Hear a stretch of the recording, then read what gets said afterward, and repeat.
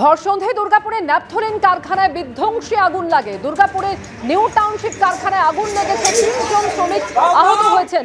বিস্তারিত জানবো, মনোজ বন্দ্যোপাধ্যায় রয়েছেন এই মুহূর্তে। মনোজ, কিভাবে আগুন লাগলো, কতটা ছড়িয়েছে সেই আগুন? দেখো কিভাবে লাগলো সেটা এখনো পর্যন্ত পরিষ্কার নয় দমকল সূত্রে, তবে যেটা জানা যাচ্ছে স্থানীয় বাসিন্দা এবং অন্যান্য শ্রমিকদের সূত্রে যে প্রকাণ্ড একটা আওয়াজ হয় এবং আওয়াজ হওয়ার পরে দাউ দাউ করে আগুন লেগে যায় এই ন্যাপথলিন কারখানায়। এখানে এটা ইন্ডাস্ট্রিয়াল এলাকা, এখানে আশপাশে প্রচুর কলকারখানা রয়েছে পাশাপাশি। সেই জায়গাতেই স্বাভাবিকভাবেই আগুনের আতঙ্ক ছড়িয়ে পড়ে এবং মুহূর্তের মধ্যে আগুনের লেলিহান শিখা দাউ দাউ করে কারখানা চত্বরে জ্বলতে থাকে এবং একজন শ্রমিক গুরুতর আহত হয়, তাকে হাসপাতালে ভর্তি করা হয়েছে। দমকলের 2টি ইঞ্জিন ঘটনাস্থলে পৌঁছয় এবং 1.5 ঘন্টার চেষ্টায় আগুন এখন অনেকটাই নিয়ন্ত্রণে। এখন কালো ধোঁয়া ওই এলাকা থেকে বেরোচ্ছে, কিন্তু আগুনটা অনেকটা নিয়ন্ত্রণে, এমনটাই দমকল সূত্রে বলা হচ্ছে। ধন্যবাদ মনোজ। জল দেওয়া যায় না।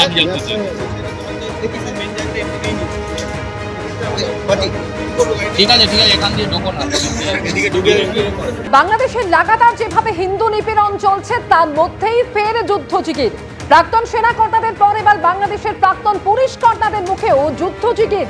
ফের 7 সিস্টার দখলের মতন হাস্যকর আস্ফালন করলেন। প্রয়োজনে আমরা ফের যুদ্ধে নামতে তৈরি, এমনই হুঙ্কার দিয়েছেন বাংলাদেশের প্রাক্তন পুলিশ কর্তারা। আমাদের দেশ, আমাদের সার্বভৌম আমরা রক্ষা করে চলবো। আমরা 7 সিস্টার প্রয়োজনে তাদের যে 7 সিস্টার তারা ধ্বংস করে দেবো। আমরা দেশের জন্য জীবন দিব, প্রয়োজনে আবার আরেকটা যুদ্ধ করবো। আপনাদের সময় বাংলাদেশ ভারত সম্পর্ক কেমন ছিল? আপনাদের সময় ভারত বাংলাদেশ সম্পর্ক কেমন ছিল?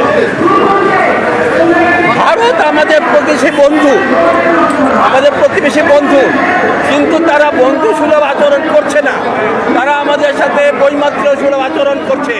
ঠিক দুদিন আগেই দুই দেশের বিদেশ সচিব পর্যায়ের বৈঠক হয়েছে, কিন্তু তারপরেও পরিস্থিতির যে কোনো পরিবর্তন হয়নি সেটা বারবার চোখে আঙুল দিয়ে দেখে দিচ্ছে একের পর এক ঘটনা।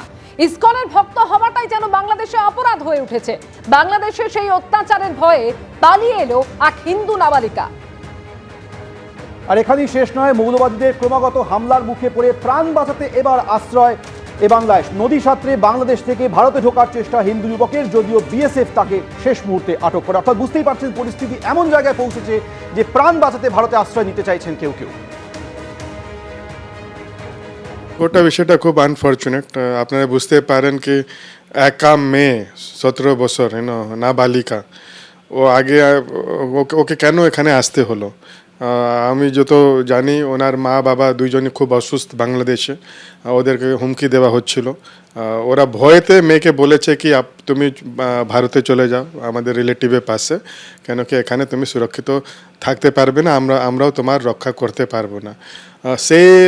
সেই কন্ডিশনে ও এটা ক্রস করেছে, কিন্তু আমরা দেখলাম কি এখন ও কাস্টাডিতে মনে আছে, কোর্টে প্রডিউস করা হবে। তো এটা খুব আনফর্চুনেট। আমরা যাচ্ছি কি ওরা তো নিজে ইচ্ছা থেকে শখে ঘুরতে আসছে না, ওখানে পরিস্থিতি খুব ভয়ঙ্কর, সেই জন্য নিজেকে বাঁচাতে আসছে। তো এটাই আমাদের অনুরোধ গভর্নমেন্ট অফ ইন্ডিয়াকে, এরকম যে কেস আছে ওটা খুব একটা কনসিডার করার দরকার। ওনাকে রিলিজ করে, ও মেয়েকে রিলিজ করে ওনার রিলেটিভ যে আছে ওনার পাশে পাঠানো দরকার।